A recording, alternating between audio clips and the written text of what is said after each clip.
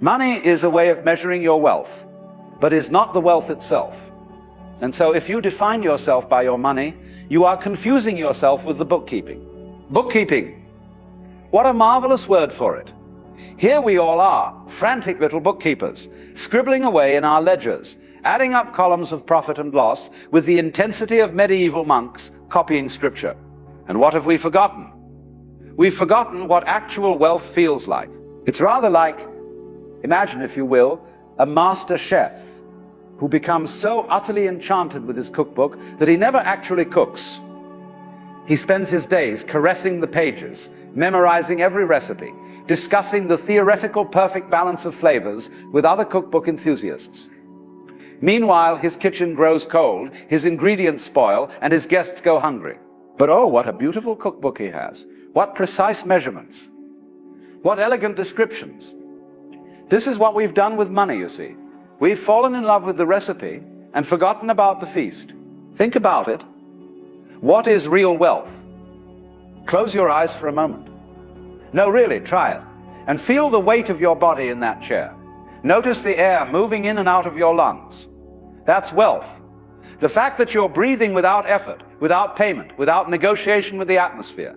The real wealth is the morning coffee that actually warms your belly, not the dollar bills you exchanged for it. It's the roof that keeps the rain off your head, not the mortgage payments. It's the embrace of someone who truly sees you, not the anniversary gift you bought to express what you couldn't say. Money is simply the language we use to trade these real things. It's a brilliant invention, actually.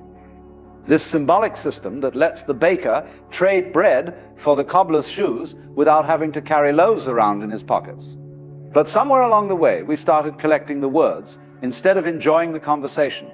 You know what I find absolutely enchanting? A child with a cardboard box.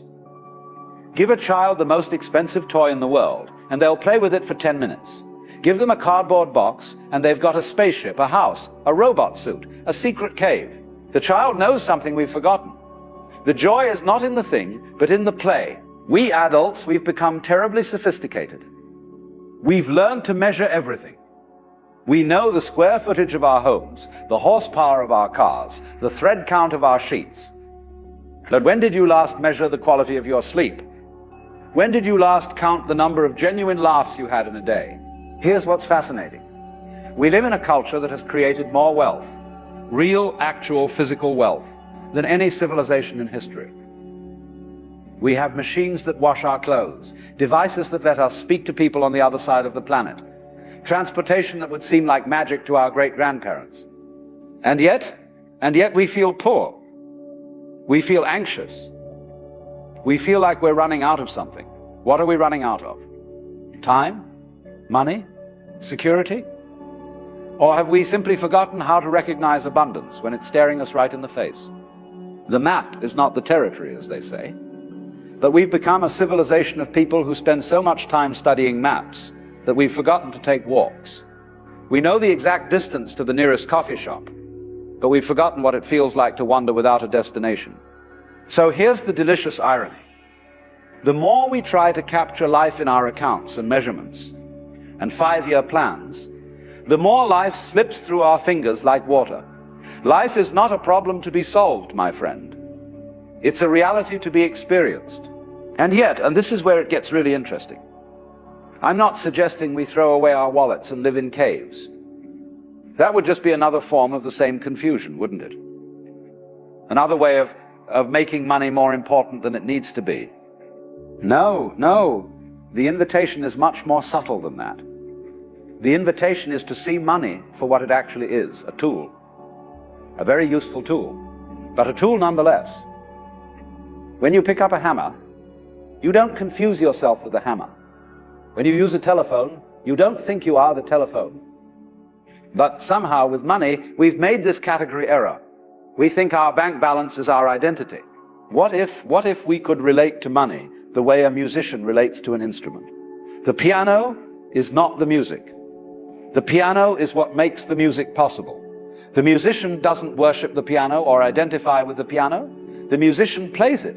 So the question becomes, what music are you trying to make with your life? And is your relationship with money helping you play that music? Or is it drowning out the melody? Because you see, my friend, this confusion we have about money is just one symptom of a much larger enchantment. We live in a culture that has taught us to mistake the symbol for the reality in almost everything we do. And once you begin to see this pattern, well, that's when things get really interesting. We are living in a culture entirely hypnotized by the illusion of time, in which we believe that the meaning and fulfillment of our life is in the future. Hypnotized. What a perfect word. Because that's exactly what's happened, isn't it? We've been put under a spell so gradually, so completely, that we don't even realize we're walking around in a trance. How did this happen? Well, let me tell you a story. Once upon a time, and I do mean once upon a time, because this really did happen, humans discovered something remarkable. They discovered that instead of having to trade 6 chickens for a goat, and then trade the goat for grain, and then trade the grain for pottery, they could use little tokens to represent value. Brilliant. Absolutely brilliant. These little metal discs, these pieces of paper with pictures on them, they became a kind of universal solvent for human exchange. Suddenly the farmer could trade with the blacksmith, who could trade with the weaver, who could trade with the baker, and nobody had to carry livestock around in their pockets. But here's where the story gets interesting. Humans being humans, they started to get fascinated by the tokens themselves. The game of accumulating these symbols became addictive, and why shouldn't it? It's quite a thrilling game, actually. There are rules, there are strategies, there are ways to win and ways to lose. You can keep score very precisely. And unlike most games, this one never ends. You can always accumulate more. More, more, more. What a seductive word. More money, more security, more status, more power, more options, more freedom. The word itself has a kind of magnetic pull, doesn't it? But here's the trick, and it is a trick, though nobody planned it this way. The game has rules that ensure you can never actually win. The goalpost is always moving. Picture this. A man wakes up in the morning and thinks, I'll be happy when I get that promotion. Fair enough. He works hard, he gets the promotion. Does he wake up the next morning happy and satisfied? Oh, no. Now he wakes up thinking, well, that was nice, but I'll really be secure when I make 6 figures. He makes 6 figures. Now it's, I'll really be set when I have $1 million in the bank. He's like a man chasing his own shadow. The faster he runs toward it, the faster it moves away from him. And the shadow is always exactly the same distance away, just out of reach. The Zen masters have a wonderful term for this. They call it the hungry ghost, a creature with an enormous appetite and a mouth too small to feed itself. Always hungry, never satisfied. Now, I want to be very clear about something. I'm not criticizing this man, or you, or myself, for getting caught up in this game. It's perfectly natural. We're social creatures, and we've created a social system based on symbolic exchange. The problem isn't the system itself. The problem is that we've forgotten it's a system. It's like watching a movie and getting so absorbed in the story that you forget you're sitting in a theater looking at light projected on a screen.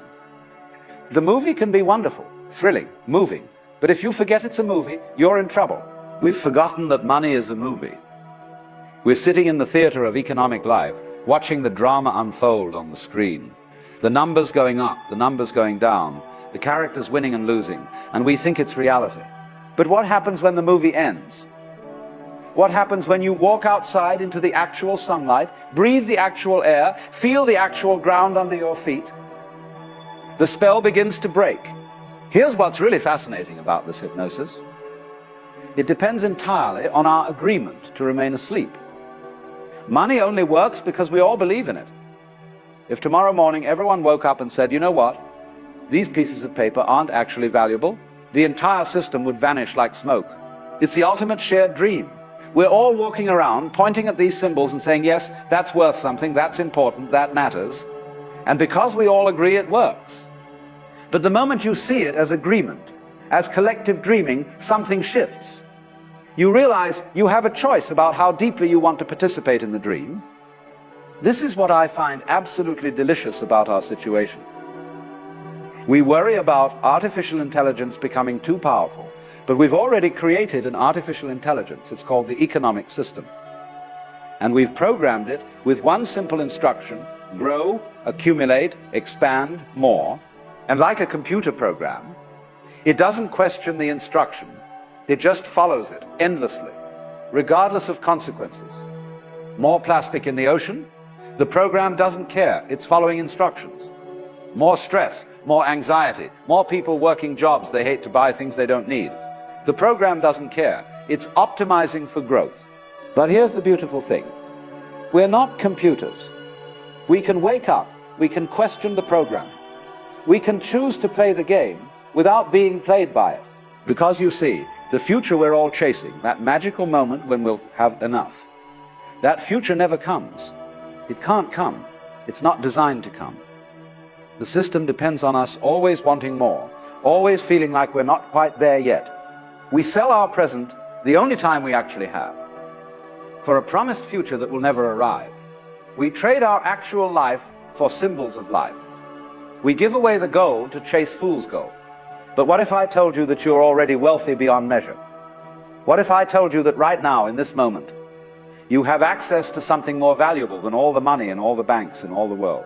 What if I told you that the secret to breaking the spell is not to fight it, but to play with it, to dance with it, to treat it like the elaborate game it actually is?